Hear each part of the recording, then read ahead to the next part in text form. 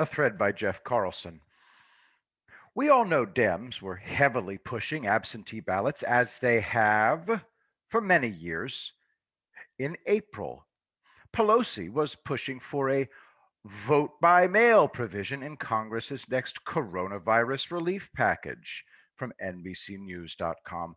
Pelosi says Democrats will push for vote by mail in next coronavirus relief package. The Democrat controlled House tried to push an amendment to a 2002 law known as the Help America Vote Act to make a sworn signature sufficient proof to vote on Election Day in all states. Thankfully, it died in the Senate. From courthousenews.com, as election nears, House Democrats push harder for vote by mail. The rationale behind the recent push was, of course, COVID. But in late August, some concerns supposedly began. From Politico.com, Black and Latino voters consistently voice more discomfort and uncertainty about voting by mail.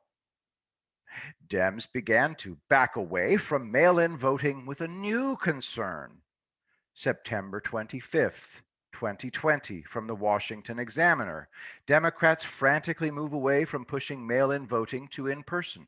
Quote, the move away from mail-in absentee voting comes amid major liabilities in new mail-in voting systems that could jeopardize Democrats' election chances in contests that are close, which is somewhat odd, given that most mail-in ballots had already gone out. Michigan, September 24th. By the way, the article was written on the 25th. Wisconsin, September 17th. Pennsylvania, September 14th through September 19th. Georgia, September 15th. North Carolina, September 4th. From businessinsider.com. Why you should request your November mail ballot as soon as possible. On September 30th, 2020, an article from The Atlantic. Suddenly arguing against mail-in voting seemed almost remarkably prescient. From The Atlantic, how voting by mail could cost Biden the election.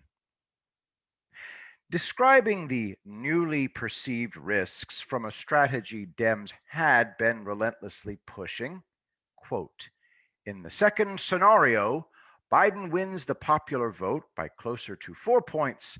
By the end of election night, swing states such as Pennsylvania and Wisconsin are too close to call. In the following weeks, conspiracy theories about fraudulent votes and counter theories about voter suppression take over both parties' social media feeds.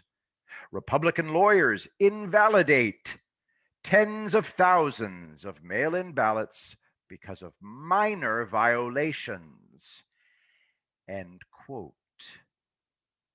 And closing by arguing for in-person voting.